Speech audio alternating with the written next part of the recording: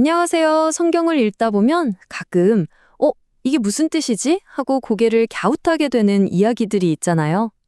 오늘 다룰 이야기는 그 중에서도 정말 최고봉이라고 할 수 있습니다. 하나님이 자신이 직접 뽑은 영웅, 모세를 죽이려고 했던 바로 그 충격적인 사건이죠. 아니, 정말 이상하지 않나요? 자기 백성을 구하라는 엄청난 임무를 맡겨놓고 이제 막 그 길을 떠난 사람을 왜 하나님은 죽이려고 하셨을까요? 오늘 이 해설에서는 이 기묘한 미스테리를 함께 풀어보려고 합니다. 자, 그럼 이 충격적인 사건이 벌어진 그 순간으로 한번 들어가 보시죠. 도대체 어떤 상황이었을까요?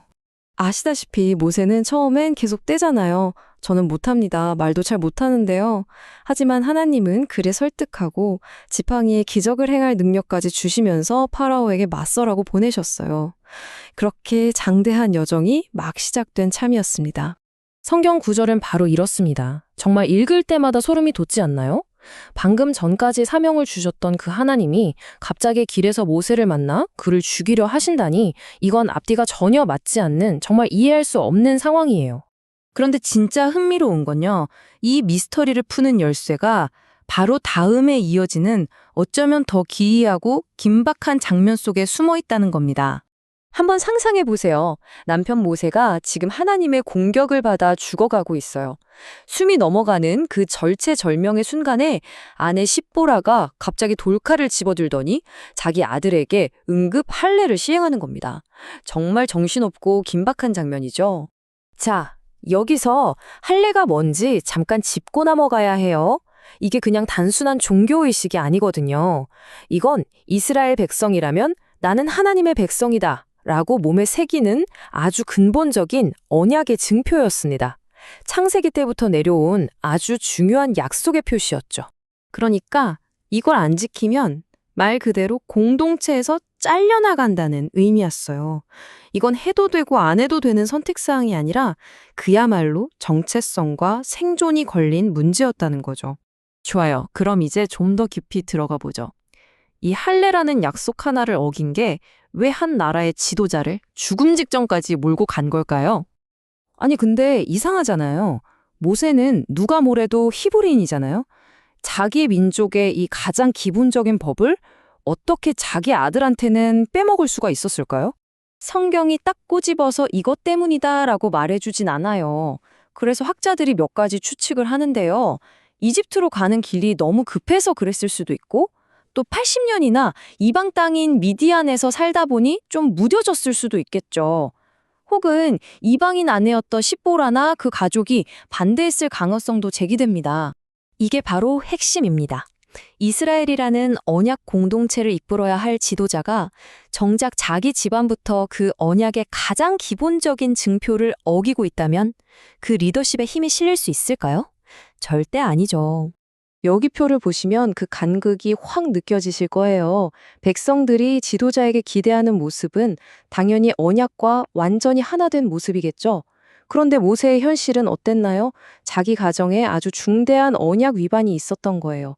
이걸 리더로서 치명적인 결함이었습니다. 그리고 바로 이 지점에서 십보라가 외치는 알쏭달쏭한 한마디가 등장합니다.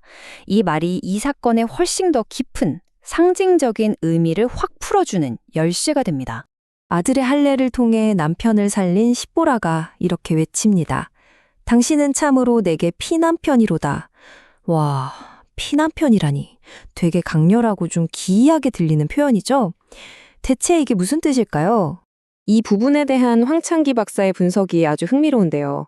이 사건을 그냥 그 시대의 해프닝으로 끝나는 게 아니라 훨씬 더 큰 그림을 미리 보여주는 일종의 예고편 같은 거라고 보는 겁니다. 이 구조를 한번 보세요. 정말 기가 막히지 않나요? 모세는 아들의 할례의 피를 통해 죽음에서 구원받고 피남편이 되었죠. 이것이 장차 예수 그리스도께서 십자가의 피로 자신의 신부인 교회를 구원하고 교회의 궁극적인 피난편이 되실 것을 미리 보여주는 강력한 그림이 된다는 해석입니다. 정말 놀랍죠? 자, 그렇다면 이 사건이 모세 개인에게는 어떤 의미였을까요? 이건 그냥 벌을 받은 게 아니었어요. 이건 한 사람의 지도자를 만들어내는 그야말로 불같은 시험이었던 거죠. 그러니까 하나님이 그냥 화가 나서 모세를 공격하신 게 아니라는 거예요. 모세에게 있어서 이건 거의 죽었다가 다시 살아나는 것과 같은 경험이었습니다. 이 경험을 통해서 언약이 얼마나 중요한지를 그냥 머리로 아는 게 아니라 뼛속 깊이 영혼에 새기게 된 겁니다. 결국 이 끔찍했던 하룻밤의 사건이 모세를 완전히 바꿔놓은 거예요. 보세요. 처음에는 언약과 좀 동떨어진 지도자였죠. 그러다 죽을 뻔한 경고를 받고 할례라는 행위를 통해 다시 언약과 관계를 회복하고 마침내 한 나라를 이끌 준비가 된 진짜 리더로 거듭난 겁니다. 다시 말해 하나님의 그 무섭고 가혹해 보였던 행동은 사실 모세의 리더십에 가장 큰 걸림돌이 될 뻔했던 요소를 미리 제거해 주시는 일종의 섭리였다는 거죠. 성공적인 지도자로 세우기 위한 필수 과정이었던 거예요.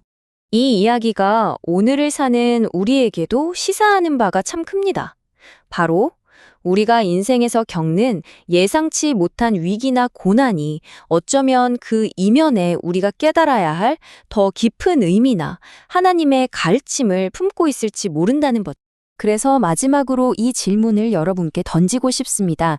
만약 지금 여러분의 삶에 갑자기 예상치 못한 위기가 찾아왔다면 혹시 그 안에는 그 고통 너머에는 하나님이 숨겨두신 어떤 교훈이 있을까요?